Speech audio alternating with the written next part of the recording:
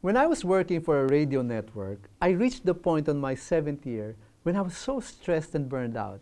So I asked for some form of sabbatical from my role as operations director and took the role of executive assistant to the president for a year. It was a career change that I so needed at that time.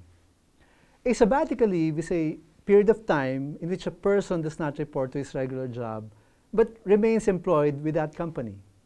The idea is that he can do something totally different from his job, like go on an extended travel or even take on a part-time job in a different industry. Some take that time to do something creative, like write a book or conduct some important research. Others take the time to spend with their family. The leave may be from 2 months up to 1 year, and they're usually granted after an employee has worked for 6 straight years. On the 7th year, he or she qualifies for the sabbatical leave. While most companies would treat this time as unpaid leave, there are some companies in the US that actually provide paid sabbaticals. Now, after the sabbatical leave, he or she can go back to resume work without losing tenure. The idea behind this is that a person who goes on sabbatical is refreshed and inspired anew as he or she goes back to work.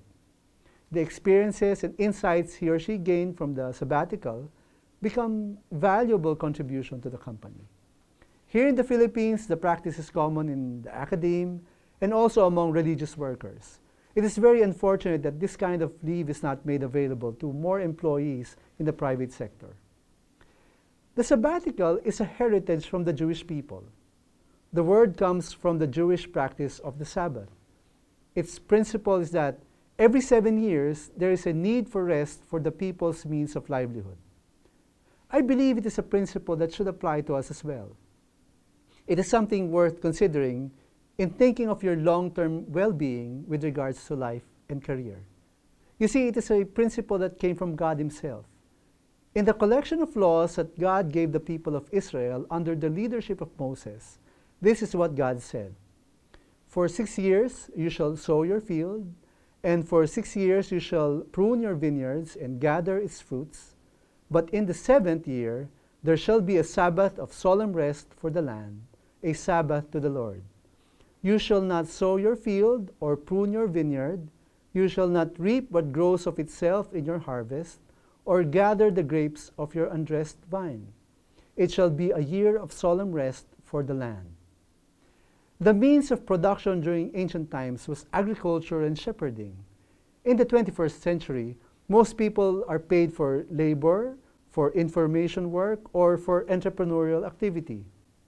Anyone who has ever worked in a modern corporation will agree that at a certain point in your career, more or less after working 6 or 7 years, you become tired and unmotivated to work. We really need to take a break. In the absence of sabbatical leave, it may be worth considering to get a reassignment to a less stressful role at work. Or perhaps ask for work-at-home arrangements, if that is available.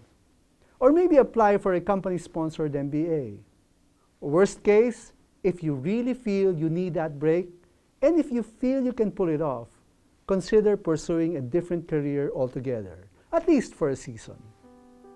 At the end of that period, I am sure you will come out of it re-energized, much more creative, and inspired to get back to work. Because in the matter of career breaks and sabbaticals, faith matters too.